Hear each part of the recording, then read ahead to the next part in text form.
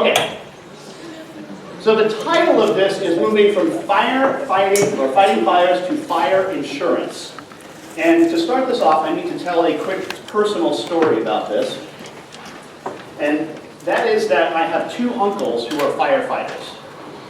One in Providence, Rhode Island, the other one in New York City. And any of you have firefighters in your family at all? Hands up if you got. Okay, they're weird, right? I mean, these are weird people. First of all, they're weird with one reason only, and that is they run into burning buildings, and when we're all running away. I always check for the second exit. Like as soon as I got in here this morning, I'm like, exit over there. Okay, but there's this way out too, because statistically that if you want to survive a fire in a building, you don't go out the way you came in, because that's how everybody's going to go. So you got to know where the other exit is and go out that way. I am not made of the same cloth as my uncles because I've already figured out that this is the way I'm going out. Right? I think I can make that jump. Might have a broken leg or an ankle, but I will survive. And I think this is a very interesting thing because that's the psychology. There is a part of them, not because my uncles are sadistic and twisted, but when the alarm went off, there was a part of them that was like, yeah, because it's what they do. They're good at it. The bell goes off and they're called to action and yes, let's make this happen. And I submit to you that almost every professional has that same experience when you get the phone call from somebody and and they're like, oh, I've got this problem. There's a tiny piece of you, after you say, oh, I'm sorry to hear that, you're still like, yes. Because it's like, cha-ching, we got one. Remember Ghostbusters? We got one! They'll come running and say, yes, we got one. This is a great thing. So that it doesn't make you bad people, just like it doesn't make my uncles bad people. They didn't want people to die or have property damage, but it was what they were trained to do. So therefore, when the bell sounded, they responded and they were enthusiastic about it, which is what we all do as professionals when there's out here. So now I've got an IT background, so this happens all the time in my world, right? Have you ever seen somebody do this? When there's an error message comes up on the screen, right? I can't see that. What does an IT professional do in this situation? Let me see that. Right? It's not the same thing as going into a burning building, but metaphorically, you see what I'm talking about? They want to get closer, they want to experience, they want to know what's happening, figure it out so they can fix it. Now, we're talking about a change to the business model. And as Ron talked about earlier, he set me up big for this. Yeah, you know all the stuff we told you about value pricing? Sorry.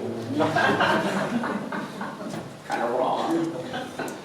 But here's the really cool part from a VeraSage perspective, is we often, those of you who haven't heard me say, well, those VeraSage people, they're a cult. Have you heard that? Oh, yeah. They're a cult. I submit to you that we are an anti-cult, because if there's nothing that Ron Baker loves more, is dissension. You better have damn good reasons for challenging. Because he's going to come at you, but he wants to hear the dissension. And subscription pricing was the dissension bell that went off for us in the last 12 months. Because we started looking at this going, oh my God, this is incredible. Because it completely changes the paradigm again. Because what I'm now going to explain to you is, if what I told my uncles, Jimmy, Richard, you're no longer going to fight fires. You're going to make sure fires don't happen and sell fire insurance. It would be, but I like fighting fires. I want to fight fire. What do you mean? So what I'm describing for you is a business model somewhere in the future, some point in the future that looks like this.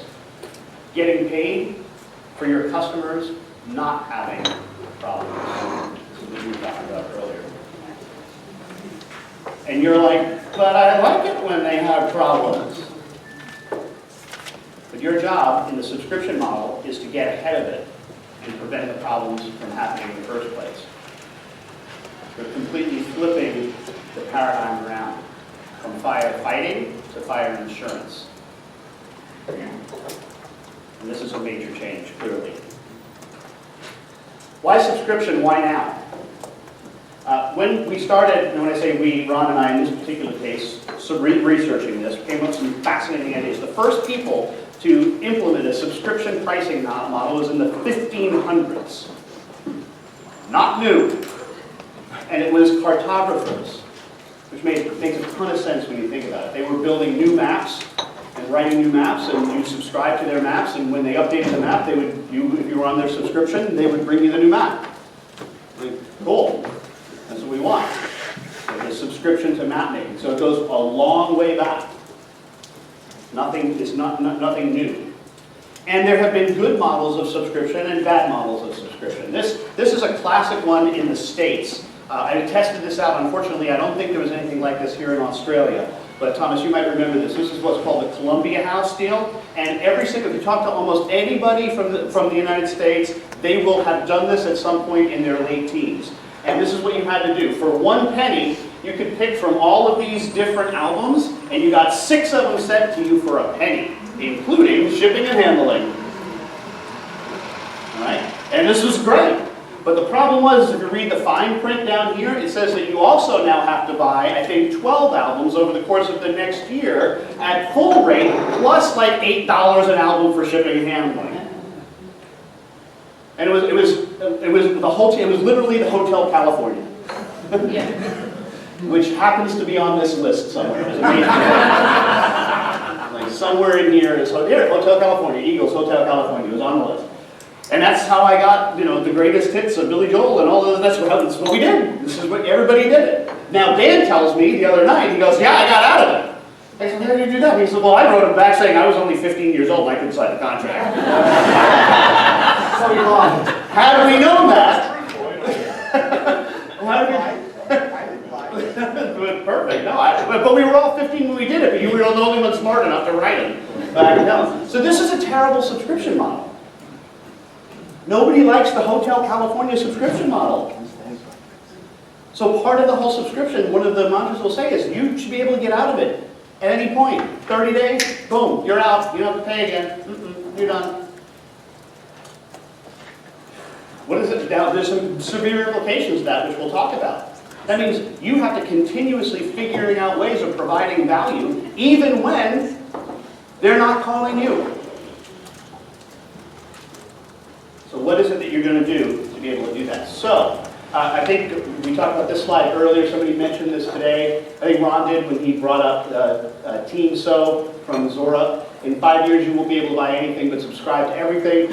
And Genzer, who is subscription-based marketing, modifies that a little bit. I have a tendency to think that she's more right. In 5 years, you'll have the option of subscribing to everything, and business will have to accommodate that fact.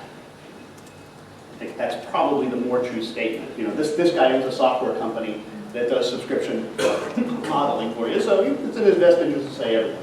But I think she's got this more correct, in that there's going to be people who are going to do this, and even if you decide not to do it, you've got to be able to counteract it and react to it in some way. It's grown over 100% for the last 5 years. I mean, this is just, the numbers on this are staggering. Subscription-based companies are growing 8 times faster than the Standard & Poor's 500, and 5 times greater than all U.S. retail sales. The numbers are just breathtaking, and I'm going to share with you specific ones. Ron brought up earlier Porsche Passport. That's somewhere in here too.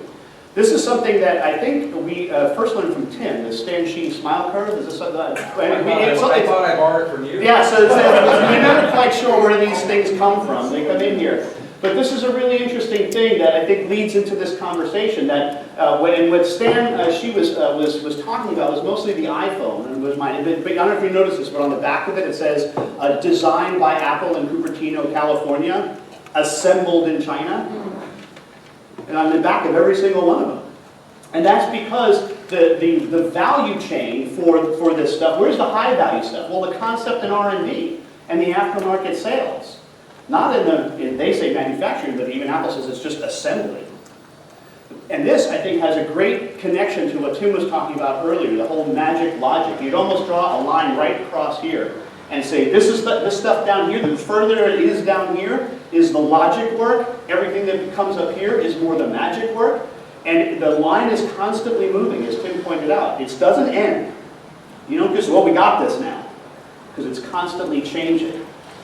So you have to figure out where these things are. So this you know, if you equate this to professional service firms, this is all the billable hours, isn't it?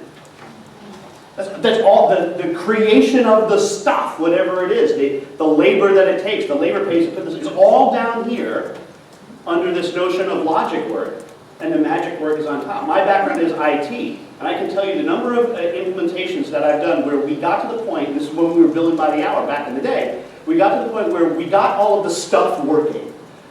Debits equaled credits, we produced financial statements, they were able to tie their inventory subledgers in, everything was looking great. Then we said, now we can show you the really cool shit that we can do. And they're like, yeah, no, we're good. We're good. Because we are already over budget, you see. But it's not going to take that much longer for us to get the really cool stuff. And no, we're done. So as a result, what we need to begin doing, I think, is really give away, in a lot of cases, the logic work to get the magic work, and only even sell the magic work. And maybe in your subscription, what you're doing is just highlighting the magic work under the assumption that you're going to do the logic work anyway, and you don't even talk about it. But yet, this is the stuff that we've always charged for. This is the stuff that was, quote, valuable to us from a provider standpoint. So I think this is an extraordinarily important curve. And if you look at a couple of Ron's book and a couple of his presentations, we've drawn this Stand, She, Smile curve for lots of different industries. So you can see where this, I don't have time to go into that today because I want to get the subscription stuff, but it's a fascinating idea. He also brought up this guy, Michael Munger, and again, we've had him on the radio show. I think it's souloфenterprise.com/Munger. You can go listen to him. Ron already talked about this, but this Tomorrow 2.0, which is everything is transaction cost ultimately. In the past 20 years, entrepreneurs for the first time have been able to specialize in selling not more stuff, but in reductions in transaction cost for the existing stuff. Because of all of the stuff that usually just lays idle. His example, which he uses at the very beginning of the book, is a drill. I don't know, I'm not a handy guy at all. I have 3 drills. Do you know I have 3 drills? Because I lost the first 2 and had to go buy the 3rd one, and when I needed a hole. And now I rediscover them. Oh, look, I do have this. Right? But what I would prefer is an app on my phone that Home Depot would just send me a drill that I could use for 10 minutes and then send it back. And that's very much within the technology that's available today to do that. In fact, in some places, I think it's Sweden, they have these little community sheds where they're doing exactly this business model with power tools. You subscribe to the shed. And when you need that particular tool, it just comes to you either via some kind of a drone thing or whatever. Now, I'm sure there's some of you, guys, I have a friend, Rob Johnson, who's like, I want to own my tools. It's like, oh, great, good for you, Rob. I'm stopping you. But just think about it, too. If we do that, we're probably getting a higher quality tool because they have to maintain and make sure that they're good. So they're going to put better tools in place for us to be able to use those things. And we would always have the latest and greatest drill, the one with the light now. Cool. Right? So all this stuff. So that's what the reduction in transaction costs mean. But let's talk about 9 different subscription models. And this is from a book we all call The Automatic Customer by John Murillo. It didn't make John's top 13. I bet it was 14 or 15. Because what I'm going to do here is I'm going to take you through each of these 9 models under the expectations that most of them you're going to go like, well, our stuff won't fit in that. And that's fine. But what I want to challenge you to do is think of ways that it possibly could. If you had to build a business around each of these individual 9 models that did whatever it is you do, what would you have in it? And what you're going to find is, well, most of it probably still is junk, but there might be 1 and 2 nuggets. You're like, oh, that actually could work. That actually could work. So let's go through these 9 models. The first, pretty straightforward one, website membership. Wall Street Journal, Economist, you have to pay to get in. We understand this is gated. You can only see a certain number of articles per month or per week before it says, not going to work anymore. You got to start paying. Or you create a fake email address, I know, and I'm trying to do it again. But then it becomes a huge pain to do that at a certain point if you really want the stuff, and they get it. So what could you do to just have a website membership that's part of your firm? A website membership, where there's content that you provide that is of value to them in some way. And it doesn't have to be just reading content. It can certainly be things like the audio or video content that you provide. If you want a site, by the way, Ron and I now have a site that does this, and we started experimenting with this since we started doing this. The Soul of Enterprise, which is available for free, right? You just listen to that, and then you have to listen to the great type commercials every single time and scan past them or whatever. Well, one of the things we created was a Patreon site. I don't know if those of you have heard of Patreon, P-A-T-R-E-O-N, patreon.com, where it is a website to create subscription websites. And you can create gated content. You can allow people to come see a certain amount of content for free, and then pay additionally for it. Or sometimes you can even release audio content, but it goes immediately to subscribers, and then 3 weeks later it'll go to everybody else for free. So this is all just built into the website. Just play around with this. And here's a commercial that Rob wanted me to make. Patreon.com/TSOE, and get rid of all of the great kite commercials. Because we also do, in addition to having a commercial-free version of the show, we also do bonus episodes. So it's kind of fun. All right, next. This is all you can consume content. Netflix, Spotify. Now this is one that was kind of interesting because Rory Sutherland, for example, when he talked about this, he didn't think Spotify was going to work. Because he said nobody knows what unlimited music is worth. There was no framework for it. He suggested that they put some kind of a governor on it, say 2,000 songs a month or something really high that you would never get to. But we need some kind of a framework to understand it. But he was certainly wrong about that. Right? Because and notice that when Netflix comes out with a new series, they say, okay, everybody pay up another $1.99. No. They spend billions of dollars creating new content, and it just gets rolled in under the same subscription. So the lesson there is we're just constantly learning new stuff that we're adding to our subscription that's covered for the customer.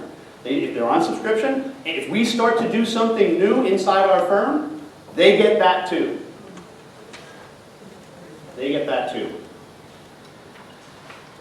Next up, private club. Anybody been here? Club 33? Anybody even know what this is? This is 33 Main Street in Disneyland.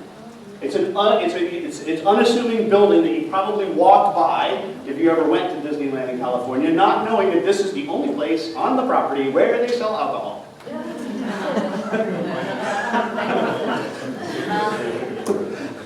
But the waiting list for this place is like 3 years long to even join Club 33. If you find this on the website, which you can do, you'll see they say, well, you could sign up and see what happens. I don't know. So they've created an air of exclusivity about this. And certainly in the University Club, we have these here. I would imagine that the Royal Automobile Club is a similar type situation. So what do we learn from that? What's the private club aspect of this? How can we create around our firm this notion of a private club? That there's something inside your firm that's worth subscribing to because it's exclusive in some way. Front of the line. Gets people up to the front of the line. Do you have Clear in Australia? We have it in the States. This is like TSA Pre-Plus. You walk up, you have your Clear card, they take your biometric scan, you cut in front of everybody, really taking off a lot of people. But it's like, whoa, right to the front of the line, no matter where you are. And it's a private company that has been doing this airport security, overriding the TSA and all that. They've introduced this year, this is another great example of added benefits that they're now putting in. Clear also has all 30 Major League Baseball ballparks, where if you're Clear members, you skip the other ticket line and the bag check line and walk right in. And they're introducing football and basketball and hockey in North America coming soon. So they've continuously building out the concept around this notion of front of the line. We get you to the front of the line. So I'm going to turn that off. I think that should do it.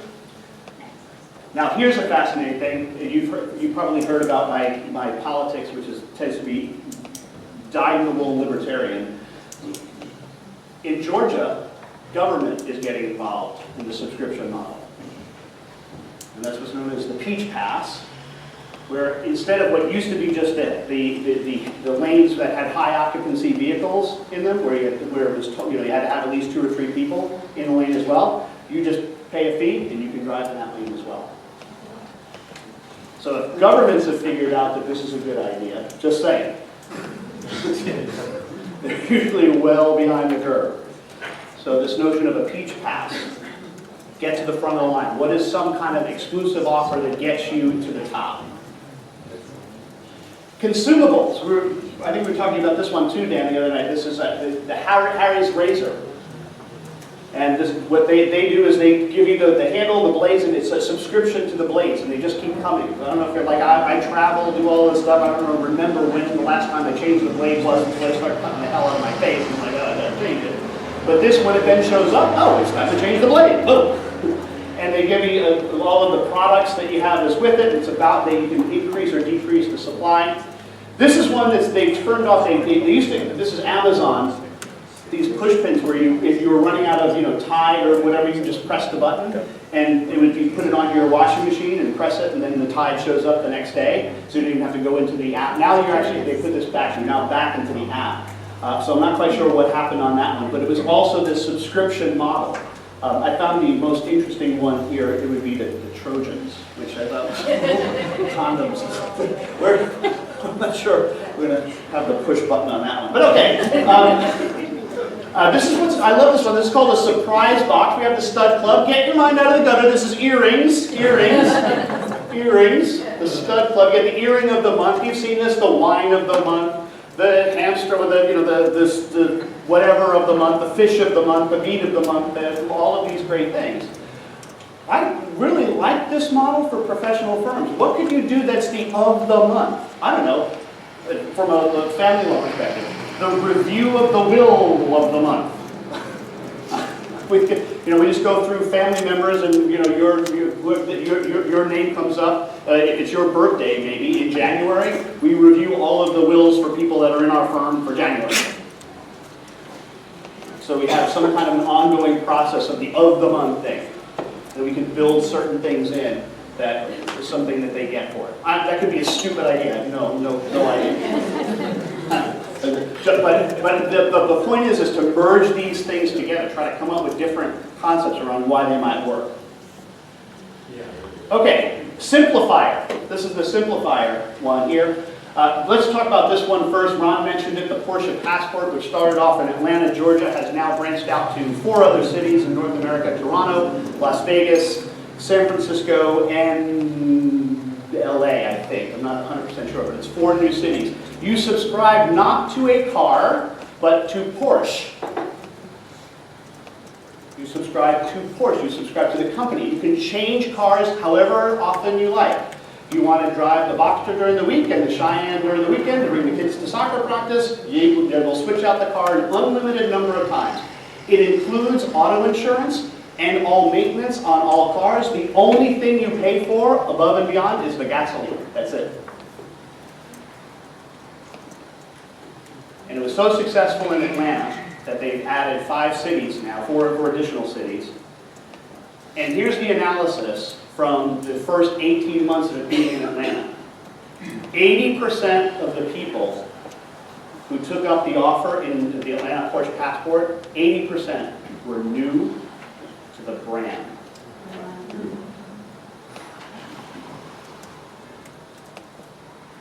Yeah.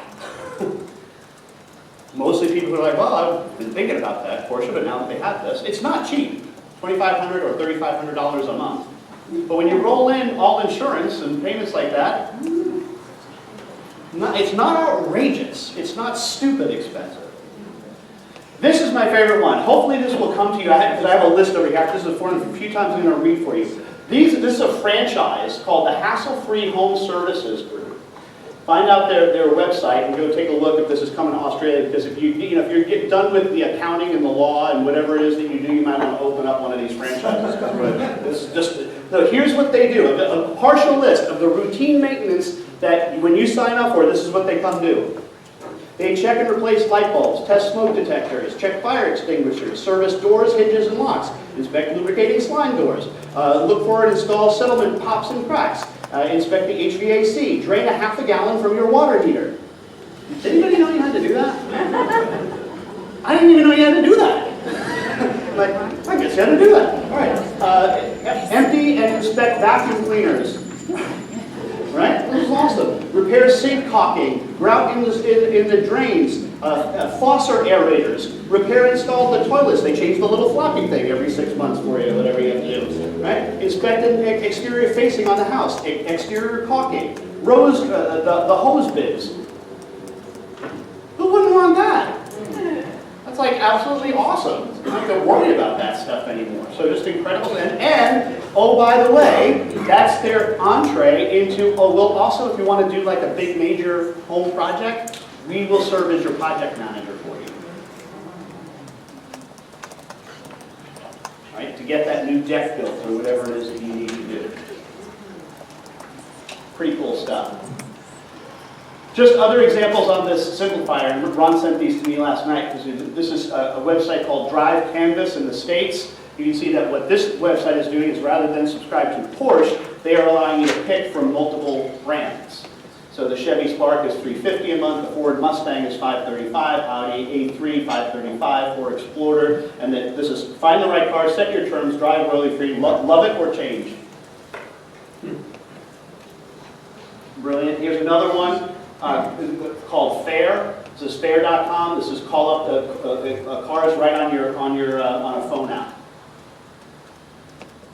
Same subscription model. Again, looking at brands. The Hertz is doing this as well as National Rent-A-Car are allowing now subscriptions to cars, and that's why Ron mentioned, and if you heard this stat, but I'll repeat it, that by 2023, the U.S. auto industry expects that half the cars on the road will be subscription. That's an incredible changeover in a very short period of time to a different model. So it's happening quickly. Certainly the network effects here, this is NetJets and Zipcar. This is different from the notion of having a car that you have constant access to. This is just, I need a car for one quick thing, go to the grocery store, come back, and I subscribe to that and they'll bring it to me. It's a different car each time, slightly different model. NetJets, of course, is the kind of the Uber of airline travel. They figure if you, in the States anyway, if you spend roughly 200 to 250 hours in the air, it's much better to do some kind of a NetJet thing than it is to fly coach commercially.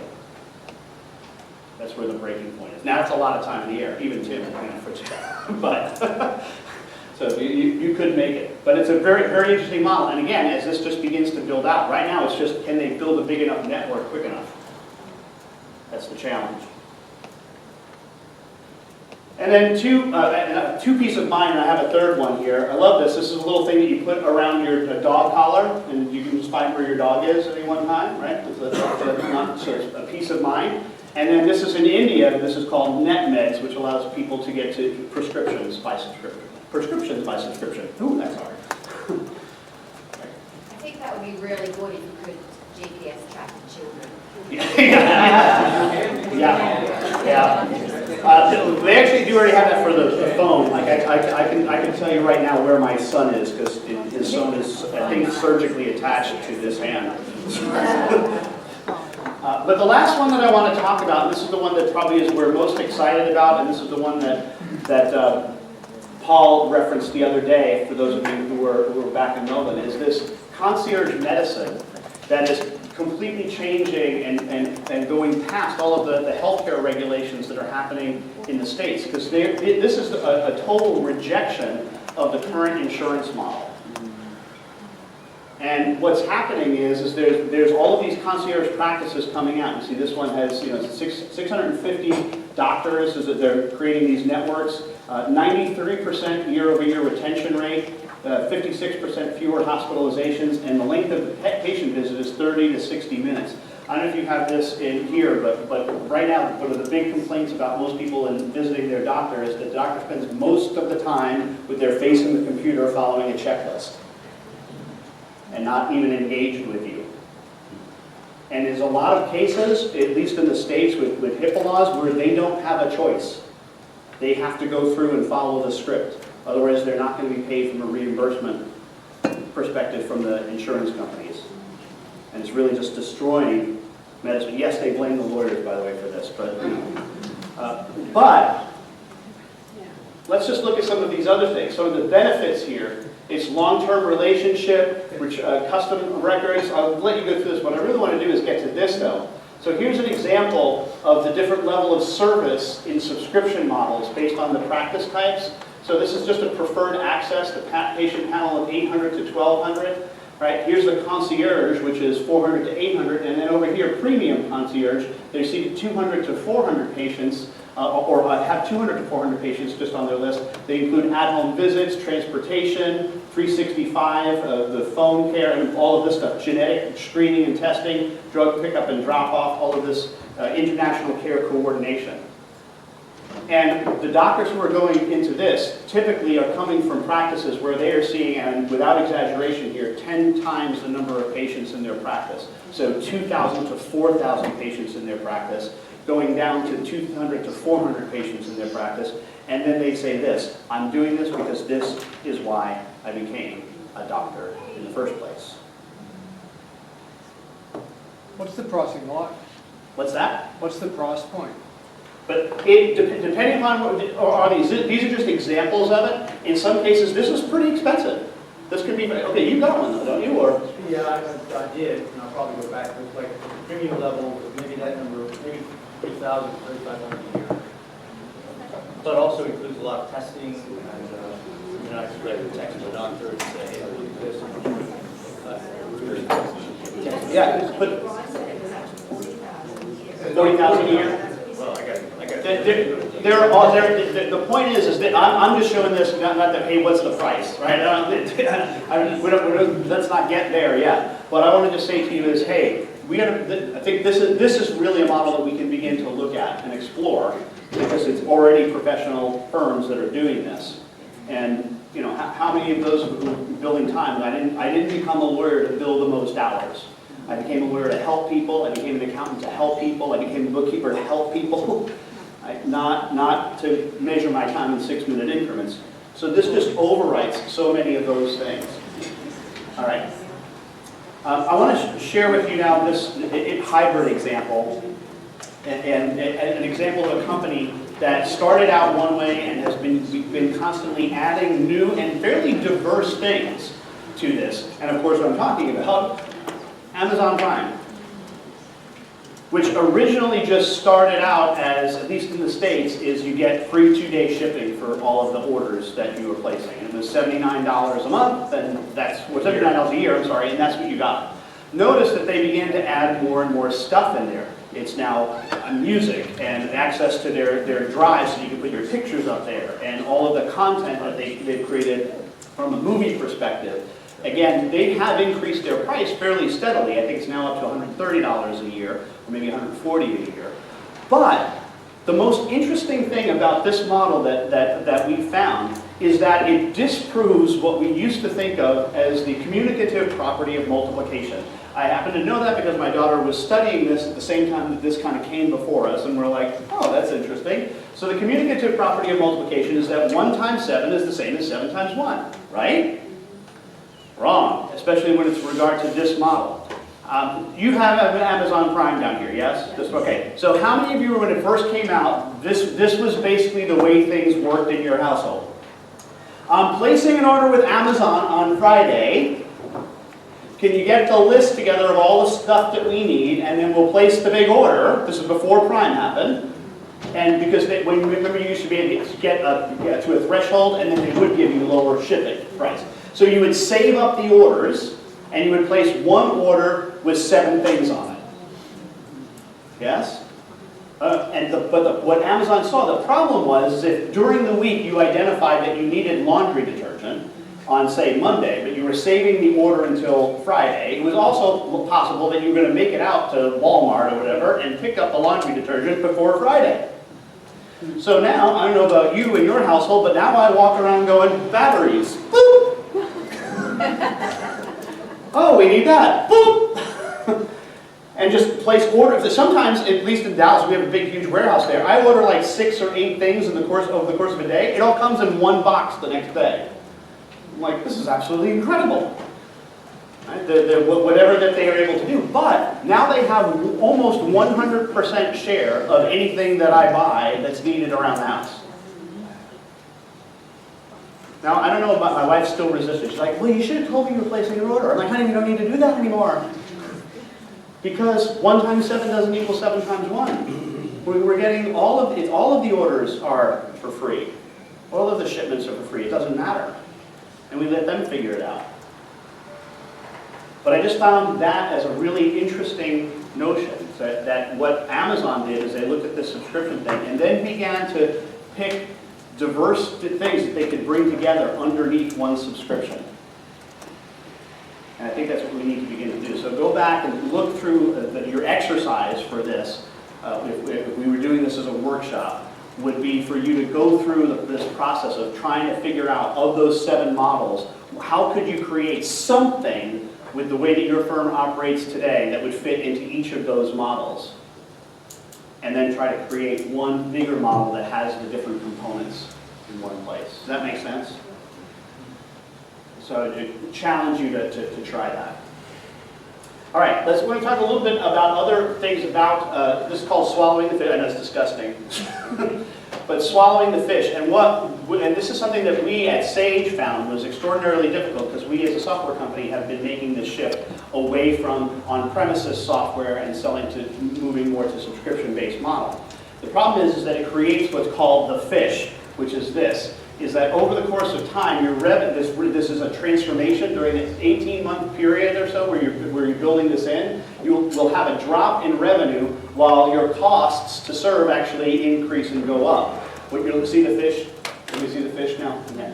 That what you're looking for is level 3, the end stage, where you have faster revenue growth and your labor costs begin to decline because of that. So this is the impact is, can you survive this point in the curve where you're introducing subscription in? And here's what they find. The faster you compress this, the better off that you are, even though it sometimes increases the pain in the interim. Because otherwise you stretch it out too long, it's like death of 1,000 cuts. So the ones that are becoming more and more successful, the best example of this was Adobe, who very quickly cut over from their old model of selling you the different components of their software to Adobe Cloud today. And them being a public company, they said, we know this is going to happen, and they warned all of their investors, and guess what happened?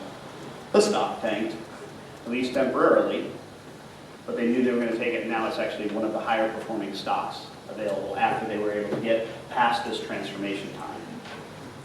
So there are some dangers, are some challenges to this. Ron talked about this, but I just want to give a quick spin on this. We are now, we're very persnickety about words. If any of you say value billing, I will say pricing, because I have Tourette's. So if you say billing, I'm pricing, right? And this is a new set of words that we're very persnickety over, and that is understanding that there is a difference between a measurement and a metric.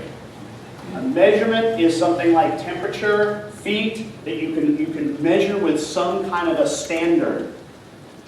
A metric is anything else, either some kind of a calculation, because that's a metric. If you're doing some kind of a calculation, it's a metric. Or if you're doing some kind of ratio analysis or division, those are all metrics. Or if you're making any kind of a judgment. So for example, Net Promoter Score is not a measurement. It's a metric.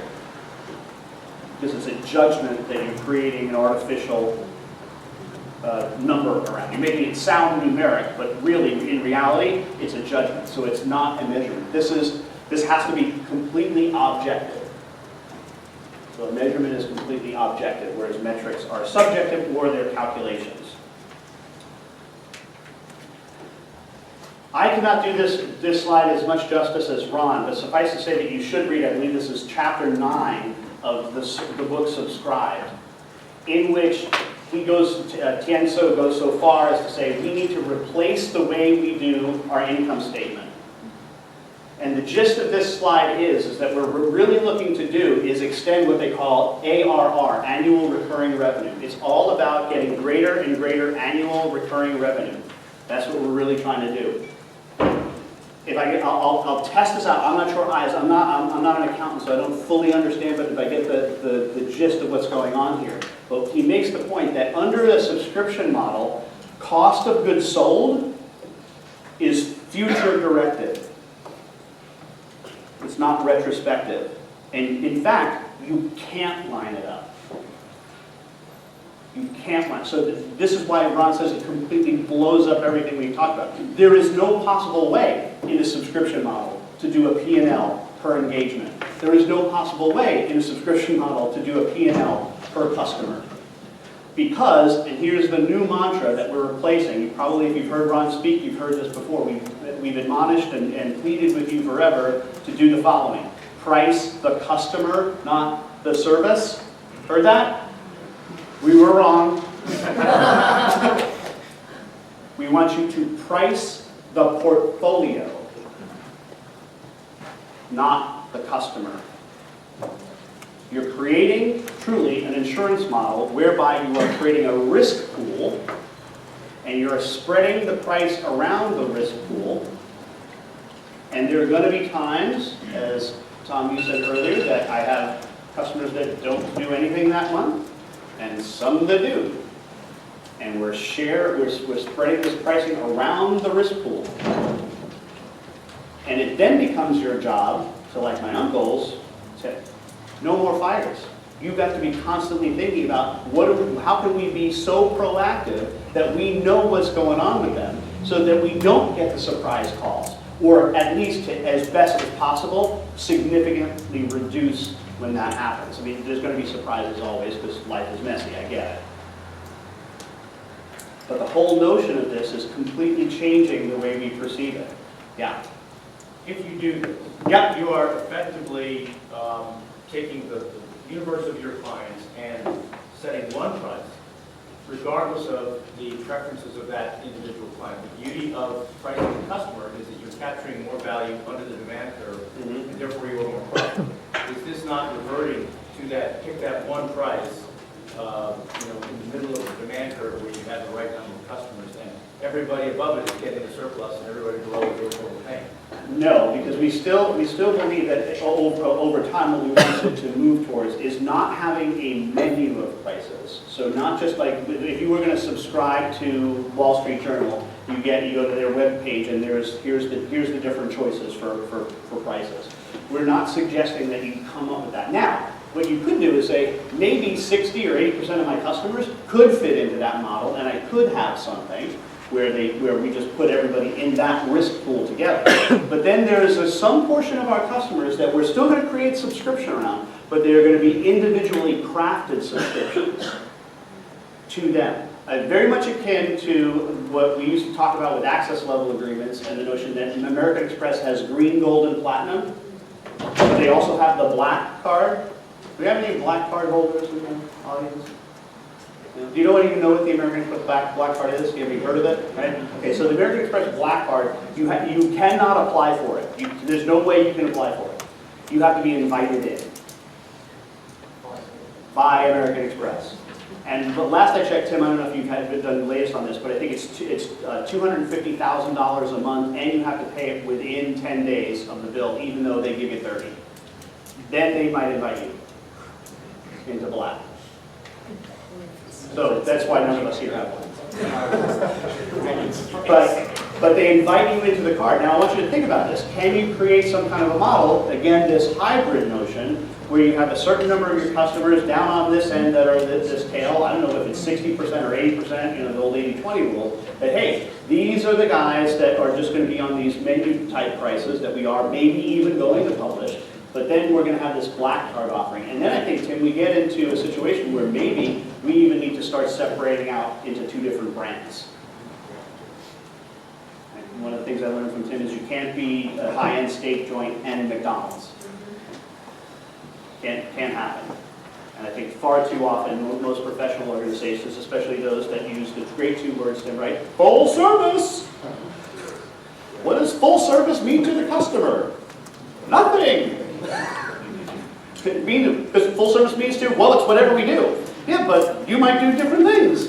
So full service is meaningless, right? So, but I think this is this idea of cost of goods sold being future directed and absolutely impossible to begin to do any of these P&L buy stuff. What we want to do is, again, encourage the profitability of the overall organization, right? Okay, want to share with you some, quickly, I got about just a few minutes left. These are some subscription, not measurements, metrics. Right, so these are metrics. So one of the ones that you can perhaps look at is monthly recurring revenue. So anytime you put something into a subscription, you start tracking those and your monthly recurring revenue goes up and up and up each time a new customer comes in and becomes a subscriber. That's our monthly recurring revenue. That's how we're going to track that, the change in monthly recurring revenue. Then you can also track annual contract rate. So assume that over the course of a year, what is that 12 months worth? Now, I just want to mention, because this was brought up earlier, subscription pricing is not taking your current price and dividing it by 12. That's absolutely not it at all. If that's what you're thinking, that's not what we're talking about. Because we're building lots of other things in here. But you can look at what the annual contract value is of each contract and add those up so that you can measure that. Customer acquisition cost, there becomes a formula here, which I dropped from this presentation. This, by the way, is from a 2-day presentation that Ron and I had done with a couple of different organizations. And we go through this whole calculating your customer acquisition costs. Not so that you can say, for this customer, how much is it costing me, or how much did it cost me to acquire this customer? No. What we want to just do is understand what on average, what does it take to attract a single customer on average, because then you can build models around that. Then, of course, churn rate is the monthly recurring revenue divided by the amount of loss in monthly returns. We want to see that. This is the people who are effectively getting out. We also want to check these two things, and this is something that's been around for many years, but not oftentimes has it been something that's put into practice, and that is recency. So when was the last time we had contact with them? We want to begin to track those things as we know. When was the last time we had any kind of contact, whether it's email, phone call, smoke signal, I don't know, whatever you got. When was the last time that we had contact? And be mindful of that, because if anything gets too stale, we need to be making some kind of a proactive call out to these people to increase the value. And then, of course, frequency. How often do they visit? How often do they engage with us? And lastly, volume. So what are they, website, what are clicks, what are they looking at from a content perspective if we got it? So what it is that they're doing. Here's the calculation down here for the customer's acquisition cost. It's a 1/3 ratio. So ratio of lifetime value must be 3 times greater than the cost to acquire. Successful businesses have 8-to-1 ratios, which is pretty impressive. All right. Ron talked about this. By the way, if you've ever seen it attributed to Peter Drucker, it's not true. I've done the research on this. Peter Drucker never said what you can measure, you can manage, nor did he say what you can't measure, you can't manage. So if you ever see a slide with this where it says Peter Drucker, you're allowed to stand up and yell out, you're wrong. Because I've seen it at least a dozen times. And it's absolutely not true. It is known as what's called the McKinsey maxim. We believe that the origin of this story was at McKinsey and not with them. So, but I like this one better, the Scottish proverb. You done make sheep fat of away them.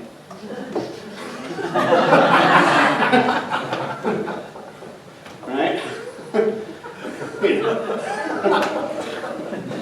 And this, unfortunately, is what we get, this metric mania that's often happening.